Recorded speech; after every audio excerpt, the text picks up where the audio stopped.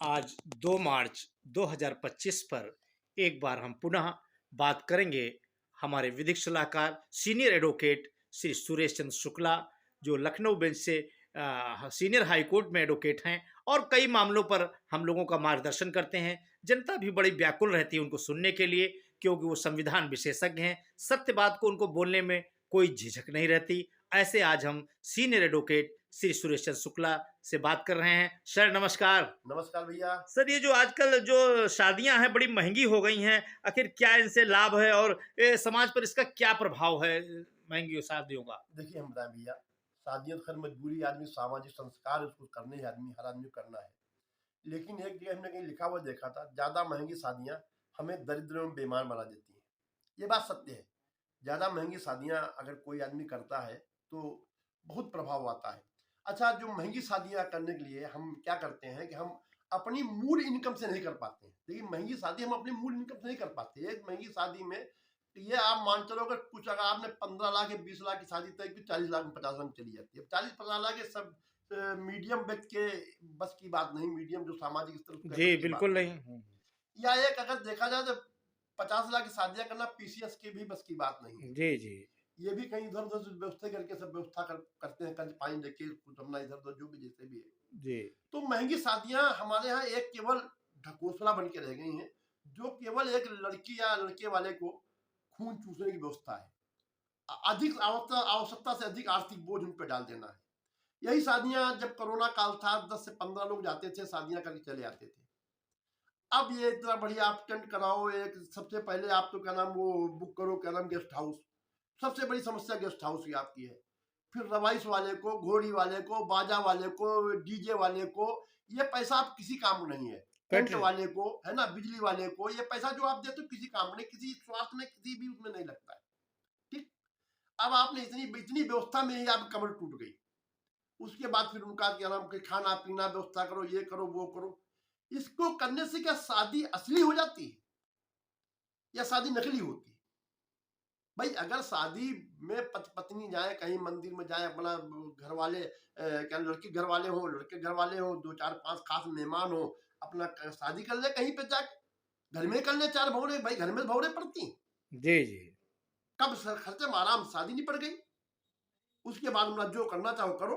लेकिन नहीं, वो साहब दिखावा इतना बड़ा बन गया। हम जैसे कहते हैं जेवर दो, तो जेवर एक आपकी इनकम है, आपकी एक संपत्ति बनी। लड़की वाले ने लड़के वाले को सामान दिया, वो भी एक उसकी असिस्ट बनी। भाई बेड दिया, सोफा दिया, जी फ्रिज जी दिया, एक संपत्ति आवश्यक वस्तु इस्तेमाल सामान। इसमें कोई महंगाई वाली बात नहीं, इसमें कोई ज्यादा नहीं है। जी आपने ऐसे हिसाब दीजिए।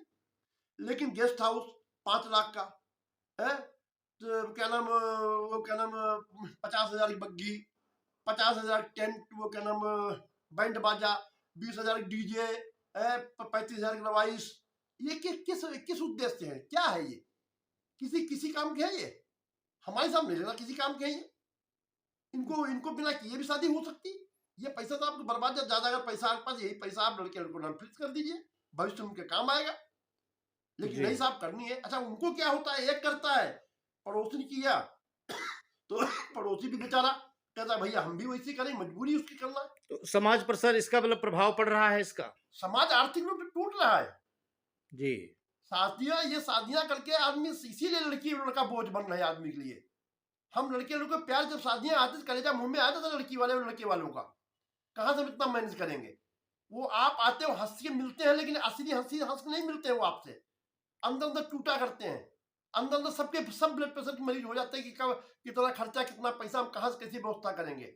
सर, इन इस महंगी शादियों में जो ये कैटरिंग की जो व्यवस्था है, ये भी बड़ी, इसका भी अहम भूमिका है कि काफी कैटरर्स पैसा लेते हैं और एक का 10 बनाते हैं, मतलब जो है कि जिससे बड़ा खर्च आ जाता है लोगों का, और फिर भी लोग शौक पाले हुए हैं। देखिए, मेन मुद्दा जो है, असली जो दर्द है शादी का, यही है, टाइटर्स। हम्म, अब आप बताएं, एक शादी में कम से कम 100 से 200 आदमी को खाना बेस्ट होता है। जी पहली बात आप मान लो। जी जी दूसरी बात, अब कैटर्स करते क्या है? आपने कहा साहब हम 500 आदमी की व्यवस्था हमारी कर दीजिए। वो क्या करते हैं, 400 आदमी की व्यवस्था करते हैं। आपने कहा 500, उन्होंने 400 की, आपसे कहा 500 है साहब। हम्म, अगर उसमें वो जिन्होंने 500 आ गए, 600 बिल वो जोड़ देते हैं साहब, 100 आदमी आप ज्यादा आ गए। फिर 500 में भी वो 2 4 10 20 प्लेटें आपकी इधर उधर 50 प्लेटें तक इधर उधर पीछे कर देते हैं। तो अगर 500 आदमियों खाना आपने बनवाया, समझ लो 650 का खाने का पैसा आप उनको देते हैं। जी। पहली बात, इतनी महंगा पैसा वो लेते हैं आपसे खाने की प्लेट का, आप समझ लो सिंपल वाला जो खाना है 650 700 रुपये है। उसमें भी आपने कहा साहब पनीर पकौड़ी दीजिए, उन्होंने कहा साहब ठीक पनीर पकौड़ी देंगे। पनीर साहब 4 सब्जी दीजिए, हाँ साहब 4 सब्जी पनीर देंगे। उसके बाद होता क्या है, जो मेन सब्जी होती, महंगी सब्जी होती, वो कम कर देते हैं। उसमें आदमी, अच्छा हम आपके मेहमान हैं, हम आपके यहाँ जाएंगे, हम आपसे लिहाज बस कुछ नहीं कहेंगे, भाई लड़की वाला है क्या करो, चलो छोड़ो भाई, मिली खा लो, ना मिली तो भी खा लो, ना कहो। उसका लाभ उठाते हैं कैटर्स। मेन सब्जी उन्होंने कम कर दी, जब भीड़ बढ़ी तो रोटी नहीं दी, पूरी नहीं दी, चावल नहीं दिया, लोग उसी में आड़ा बेड़ा कर काम चला लेते। पहली बात। दूसरी बात, फिर प्लेटें, अब आपको 250 प्लेट लेकर गया, 500 खाना किया, आपने 250 प्लेट लेकर गया है। 250 प्लेट में क्या किया, 250 प्लेट तो पाक साफ चल गई। उसके बाद फिर धुल के ऐसी गंदी प्लेटें आती हैं जिनसे कोई खाना खा ही नहीं सकता। घर में तो आप ऐसा खाना खा ही नहीं सकते उन प्लेटों में। उन प्लेटों में बेचारों मेहमानों खाना खाना पड़ता है। जूठी प्लेटें, एक तरीके से देखा जाए, जूठे चम्मच, जूठी प्लेटें, उनमें सब में खाना पड़ता है, ये समझे। तीसरी बात ये है कि आप जब शादी विवाह फंक्शन में होते हैं तो 3 घंटे के फंक्शन होते हैं पूरे। 3 घंटे में आपको मेहमान भी देखना है, नाते रिश्तेदार भी देखना। 3 घंटे में जो आने जाने वाले उनको देखना है, घर में जो फंक्शन हो रहा है पूजा पाठ उसमें शामिल होना है। तब आप खाना कहाँ देख पाओगे जाके, खाना कौन खा रहा कौन नहीं खा रहा आप देख पाओगे? खाली सामाजिक रिश्ते, भैया सब लोग खाना खा लेना कह सकते हो।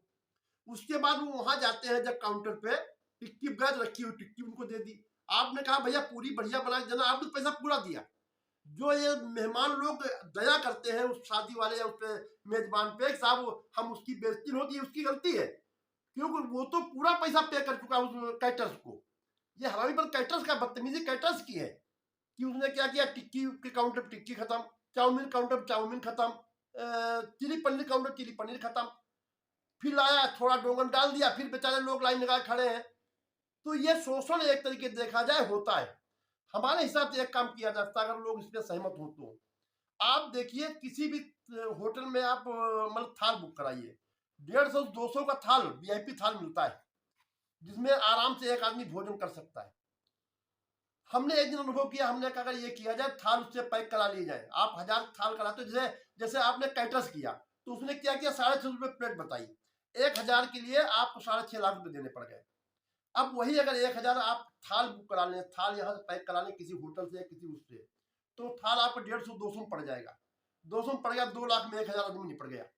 ठीक, तो सस्ता। अच्छा उसमें ये भी है, जूठा भी नहीं खाना है, जूठा भी नहीं उसमें होगा, नहीं आप जूठी प्लेट में खाओ, जूठे चम्मच से खाओ, कहीं क्या नाम है नेक पिन गायब, कहीं कुछ गायब, उसमें आप सब कुछ मिलेगा। न खाओ अपने घर ले जाओ, घर में खाओ जाए, और उस पर भी बेचारे पे बोझ कम हो गया। अगर ये एक नीति अपनाई जा सकती है, लोग इस पर अगर गौर करें तो, वरना इन कैटर्सों के चक्कर में लोग, अच्छा कैटर्स करते क्या है, हमने कई जगह देखे हैं, लोगों ने कैटर्सों ने पूरे तेल के भरे हुए पीपे नाली बना दिए जिसमें हमको बनाना पड़े, आटा लोग फेंक देते हैं जाके जिसमें हमको बनाना पड़े।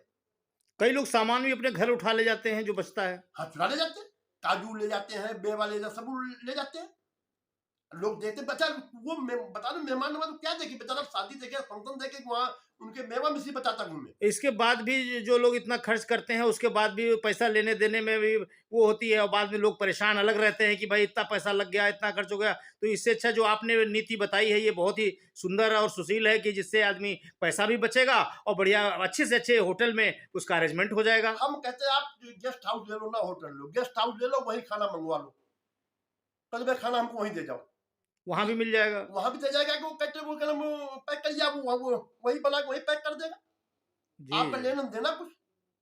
तो ये महंगी शादियों पर रोक लगानी चाहिए, इसके लिए सरकार को कानून बनाना चाहिए। देखिए हम लोग नहीं मानेंगे, हम लोग इसलिए नहीं मानेंगे कि भैया नवल भैया ने अपनी शादी में 1000 लोगों को बुलाया था, तो हमको भैया यार सोच रहे हम भी पड़ोसी हैं, तो ना 1000 बुला पाए, 700 बुला पाए। अब 700 बुलाने वाली हमारी औकात तो है नहीं, लेकिन नवल भैया की बराबरी हम करने को तैयार, सामाजिक है, हमारी सामाजिकता है। तो हम लोग तो नहीं मानेंगे, समाज नहीं मानेगा, लोग नहीं मानेंगे इस तरह चक्कर में। लेकिन इसमें सरकार कानून लाना चाहिए, सरकार देखना चाहिए। आप देख रहे थे ज़्यादा महंगी शादियों का क्या लाभ है और क्या नुकसान है, और समाज पर उसका क्या प्रभाव पड़ता है, और कैटरिंग की किस तरीके से दुर्दशा होती है। आप देख रहे थे किस तरीके से श्री सुरेश चंद्र शुक्ला एडवोकेट साहब ने प्रकाश डाला और बताया किस तरीके से उनकी नीतियों को अपनाएं तो एकदम सही रहेंगे और उनको कम से कम पैसा भी बचेगा और कम से कम पैसे में शादी हो सकेगी। सर बहुत बहुत धन्यवाद आपका राष्ट्रीय नवल टाइम्स चैनल पर आने के लिए। सर बहुत बहुत नमस्कार।